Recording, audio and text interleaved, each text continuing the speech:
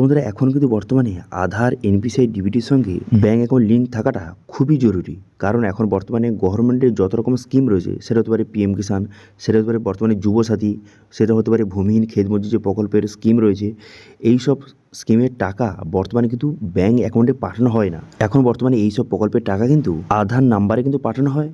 তারপর আধার, এনপিসিআই, ডিবিটির সঙ্গে যেই ব্যাঙ্কটা লিঙ্ক রয়েছে, ঠিক আছে, সেই ব্যাঙ্কে কিন্তু অটোমেটিক টাকা চলে আসে। আধার কার্ডে টাকা মারার সঙ্গে সঙ্গে আধার, এনপিসিআই, ডিবিটির সঙ্গে যেই ব্যাঙ্কটা লিঙ্ক রয়েছে সেই ব্যাঙ্কে কিন্তু অটোমেটিক টাকাটা চলে আসে। তো সেক্ষেত্রে আধার, এনপিসিআই, ডিবিটির সঙ্গে যদি আপনার ব্যাঙ্ক অ্যাকাউন্ট লিঙ্ক না থাকে, সেক্ষেত্রে কিন্তু এইসব প্রকল্পের টাকা আপনার ব্যাঙ্কে কিন্তু আসবে না। সেই জন্য আধার, এনপিসিআই, ডিবিটির সঙ্গে ব্যাঙ্ক অ্যাকাউন্ট লিঙ্ক থাকাটা খুবই জরুরি। তো সেই জন্য আজকে ভিডিওতে আপনাকে দেখে দেবো যে বর্তমানে এই আধার, এনপিসিআই, ডিবিটির সঙ্গে আপনি ব্যাঙ্ক অ্যাকাউন্টটা কীভাবে লিঙ্ক করবেন, তার স্টেপ বাই স্টেপ প্রসেস দেখে দেবো। এর জন্য আপনাকে কোথাও যেতে হবে না, আপনি বাড়িতে বসে আপনার মোবাইল ফোন থেকে মাত্র 5 থেকে 10 মিনিটের মধ্যে আপনি কিন্তু আধার, এনপিসিআই, ডিবিটির সঙ্গে আপনার ব্যাঙ্ক অ্যাকাউন্টটা লিঙ্ক আপনি করতে পারেন। তো কীভাবে লিঙ্ক করবেন সেটা দেখার জন্য ভিডিওটা প্রথম থেকে শেষ পর্যন্ত অবশ্যই দেখবেন মনোযোগ সহকারে, এবং আমাদের চ্যানেলে প্রথমবার ভিজিট করে থাকলে আমাদের চ্যানেলটিকে সাবস্ক্রাইব করে রাখুন এবং পাশে থাকা বেল আইকনটিকে অবশ্যই প্রেস করে রাখুন। তো চলুন আজকে ভিডিওটা শুরু করা যাক। তো সর্বপ্রথম এনপিসিআই যে অফিসিয়াল ওয়েবসাইটের এই পেজে চলে আসবেন। এর লিঙ্ক কিন্তু ভিডিও ডেসক্রিপশনে প্রোভাইড করে দেবো, সেখান থেকে ডাইরেক্ট এখানে চলে আসবেন। চলে আসার পর সর্বপ্রথম আপনি কী করতে হবে, এখানে আধার ম্যাপ স্ট্যাটাস বলে একটা অপশান দেওয়া রয়েছে, এই অপশানে কিন্তু আপনি ক্লিক করবেন। সর্বপ্রথম কিন্তু এই অপশানে ক্লিক করবেন। এই অপশানে ক্লিক করে দেওয়ার পর তারপর এখানে আধার নাম্বার বসিয়ে দেওয়ার পর ক্যাপচা বসিয়ে চেক স্ট্যাটাস অপশানে ক্লিক করবেন। তারপর আপনার আধার কার্ডের সঙ্গে যেই মোবাইল নাম্বার লিঙ্ক রয়েছে, মোবাইলে ওটিপি যাবে, সেই ওটিপিটা এখানে বসিয়ে এখানে কনফার্ম বাটনে ক্লিক করবেন। ঠিক আছে, ওটিপিটা সঠিক বসিয়ে দেওয়ার পর কনফার্ম বাটনে ক্লিক করবেন।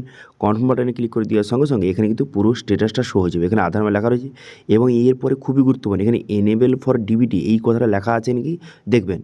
এটা যদি লেখা থাকে সেক্ষেত্রে আপনি বুঝতে পারবেন যে আপনার আধার, এনপিসিআই, ডিবিটির সঙ্গে ব্যাঙ্কটা সঠিকভাবে লিঙ্ক রয়েছে এবং ডিবিটির মাধ্যমে আপনার ব্যাঙ্কে কিন্তু খুব সহজে টাকা আসবে। এবার কোন ব্যাঙ্কে টাকা আসবে, এখানে ব্যাঙ্কের নাম লেখা রয়েছে, দেখতে পাচ্ছেন এখানে কিন্তু আমার ক্ষেত্রে স্টেট ব্যাঙ্ক লেখা রয়েছে। এবার আপনার ক্ষেত্রে যেটা হয় সেটা লেখা রয়েছে। এবার এখানে যদি আপনার কোনো রকম ব্যাঙ্ক লিঙ্ক না থাকে, সেক্ষেত্রে আধার, এনপিসিআই, ডিবিটির মাধ্যমে আপনার অ্যাকাউন্টে কিন্তু টাকা আসবে না। সেক্ষেত্রে আপনাকে লিঙ্ক করতে হবে। এবার অনেকে চাইছেন যে আমার যারা লিঙ্ক রয়েছে সেটা আমি চেঞ্জ করতে চাই, চেঞ্জ করে অন্য ব্যাঙ্ক করতে চাই, সেটা কীভাবে করব। তো সেই জন্য এই ভিডিওতে আপনাদের যাদের লিঙ্ক নেই তারা কীভাবে লিঙ্ক করবেন এবং যাদের লিঙ্ক রয়েছে সেটা আপনি চেঞ্জ করে অন্য ব্যাঙ্কে লিঙ্ক করতে চান, সেটা কীভাবে করবেন এবার আপনাদের দেখিয়ে দিই। তো সেই জন্য আপনি কী করবেন, এখানে একটা অপশান দেখতে পাচ্ছেন যে আধার সিডিং, ডিসিডিং, এই অপশানে ক্লিক করবেন। এই অপশানে ক্লিক করে দেওয়ার পর এখানে কনফার্ম বাটনে ক্লিক করবেন।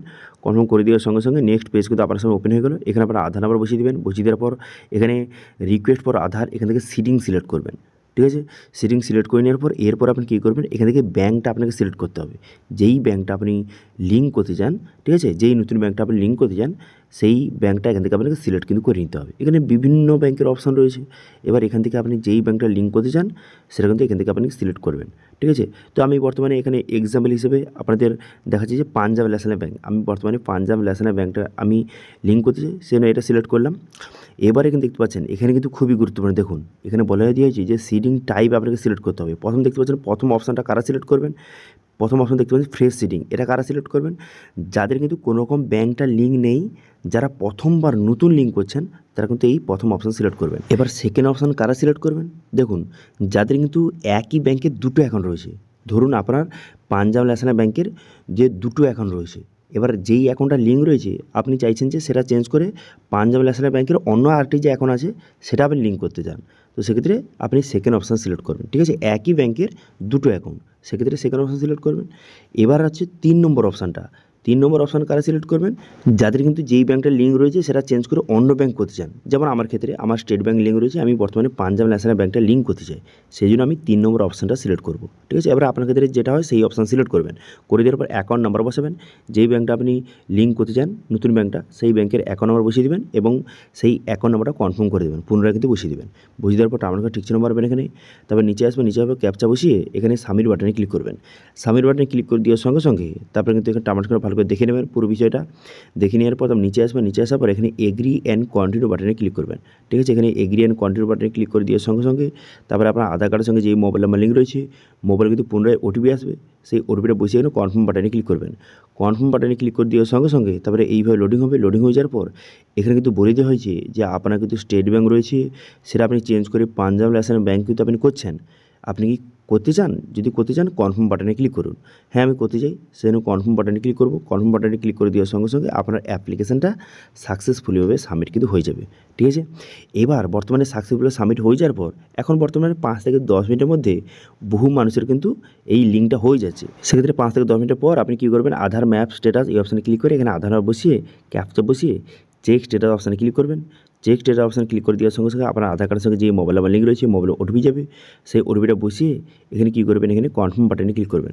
কনফার্ম বাটনে ক্লিক করে দেওয়ার পর তারপরে এখান থেকে আপনি স্ট্যাটাস দেখতে পারবেন, যে এখান থেকে দেখে নেবেন যে আপনার যে বর্তমান নতুন ব্যাঙ্কটা লিঙ্ক হয়েছে কিনা। দেখতে পাচ্ছেন আমার ক্ষেত্রে এখানে ব্যাঙ্কটা আমার লিঙ্ক হয়ে গেছে, পাঞ্জাব ন্যাশনাল ব্যাঙ্ক কিন্তু হয়ে গেছে আমার, দেখতে পাচ্ছেন। তো এইভাবে কিন্তু বর্তমানে কিন্তু 5 থেকে 10 মিনিটের মধ্যে এই কাজটা হয়ে যাচ্ছে, কিন্তু কিছু ক্ষেত্রে টাইম বেশিও লেগে যেতে পারে, ঠিক আছে। তো মোটামুটি ধরে রাখতে পারেন 24 ঘন্টার মধ্যে কিন্তু সবার এই কাজটি হয়ে যাচ্ছে, ওকে। সবার কিন্তু আধার এনপিসিআই ডিবিটির সঙ্গে ব্যাঙ্ক অ্যাকাউন্টটা লিঙ্ক কিন্তু হয়ে যাচ্ছে, ওকে।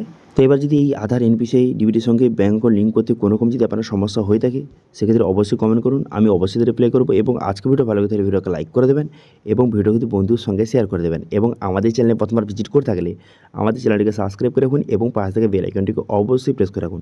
আজকে ভিডিওটা এই পর্যন্ত, দেখা আছে নেক্সট ভিডিওতে। Thank you.